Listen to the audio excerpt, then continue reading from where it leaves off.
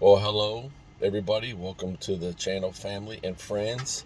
Glad you're here today to learn something that hopefully you never have to do. But in case you do have to do it, at least you'll know how to do it and you'll know how to do it properly and why you need to know how to do it. All right. Why would you ever move your fifth wheel?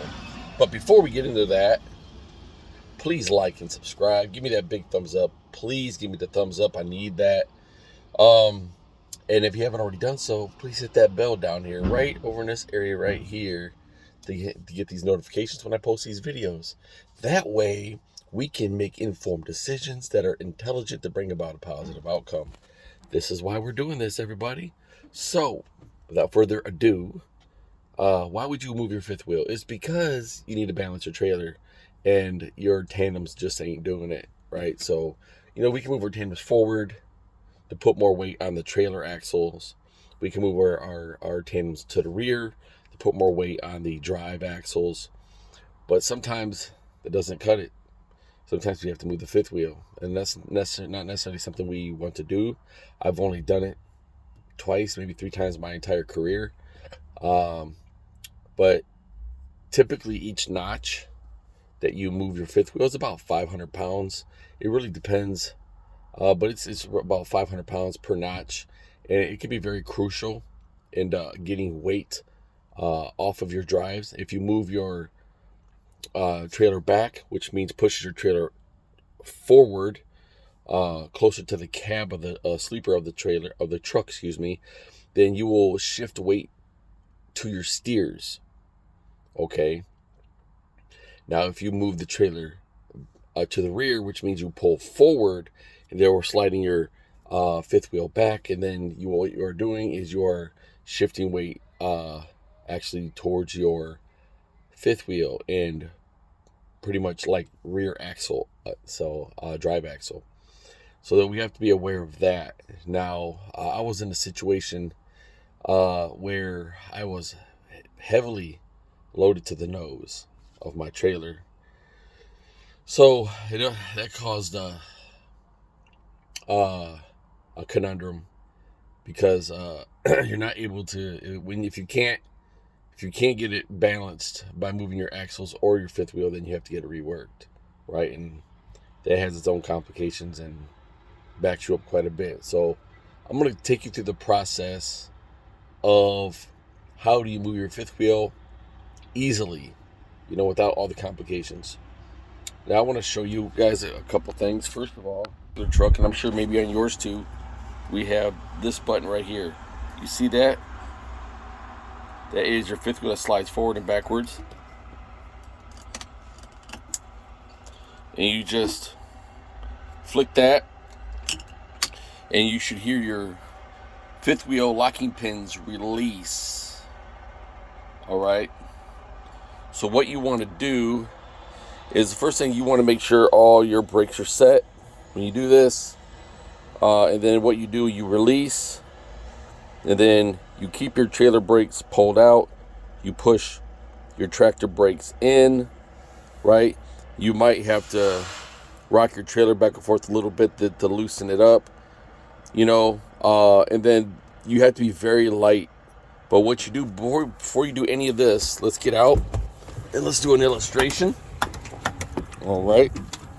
So what you're going to do, as you can see, I typically like the front of my trailer. About right here. So I'm a few inches forward, but it's not bad. So you can see where my fifth wheel is at. I would like it to have a couple inches further back, but it's so hard to do this by yourself, because just the slightest movement moves you several inches at a time. All right, so you can see my slide right there. So let's look. Let me show you. What you want to do is you want to take weight off of your fifth wheel, right? So you want to take weight off. So what you're going to do, you're going to first thing you're going to do is you're going to crank this handle down.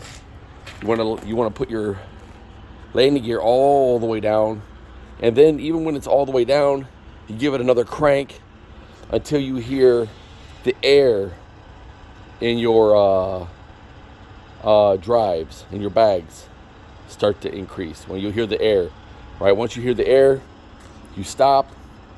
And then what you're going to do is you're going to get back in the truck. So let's get back in the truck.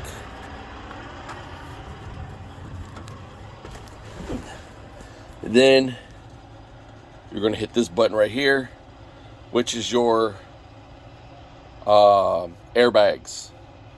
Some trucks have these and some trucks don't.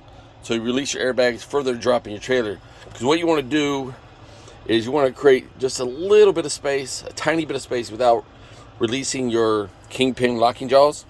That way you release as much pressure off the kingpin off the fifth wheel as possible. So you got your fifth wheel released. You got your fifth wheel locking sliding pins released right here. You got your air dumped. You got your landing gear all the way down. Stuff. So now it depends on what if you're going forward or backwards. So you keep your trailer brake sets. Make sure these are stayed pulled out. Push this in, and whatever gear you go forward or backwards, you want to be very light. If your truck has a creeper gear, let your truck use the creeper gear, and you just put your foot on the brake right there. Right, keep your foot on the brake. That way, you can feather the brake and stop your movement, because you only need a little bit. Just depends on how far you need to go, right? But you just need a little bit. And then once that happens, now I want you to understand this: your pins have to be locked back in place. And sometimes what happens is you're first going to come back over here, right? And you're gonna push this down. It's gonna release your pins.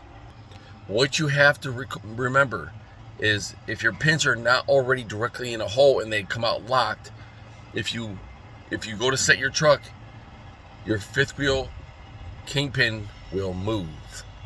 All right.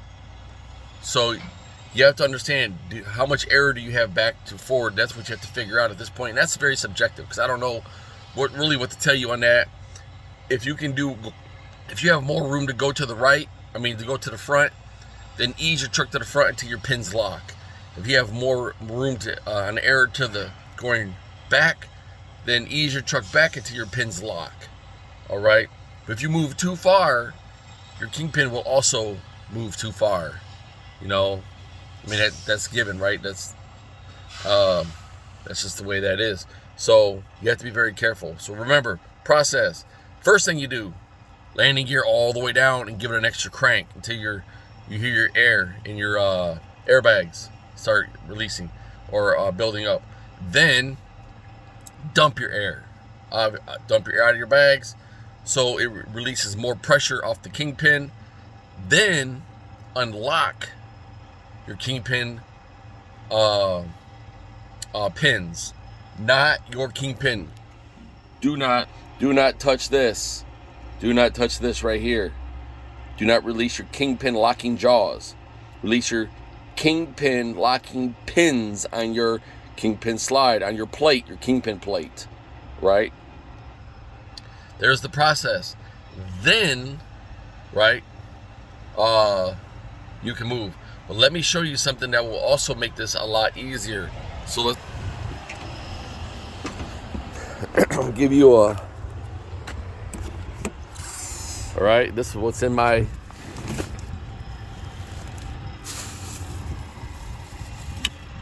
this right here. Guys, you need this right here.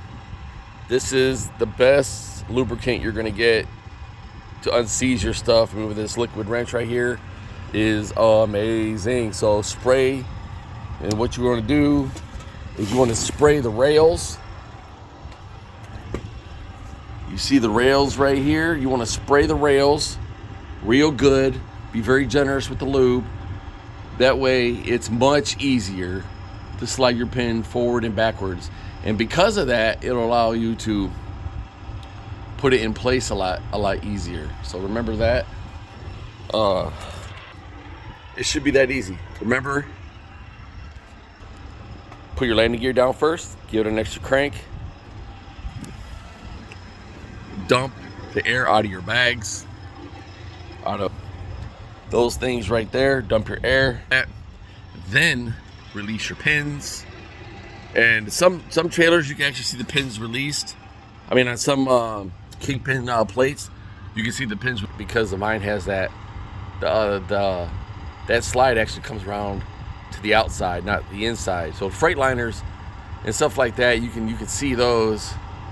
But this particular truck, nope, not a chance.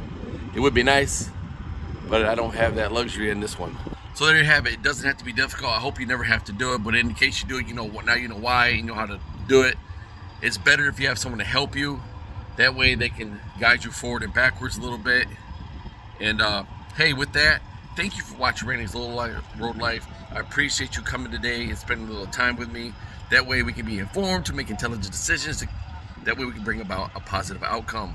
And with that, please like and subscribe. Please hit that thumbs up. And I'll see you on the next video, coming very soon.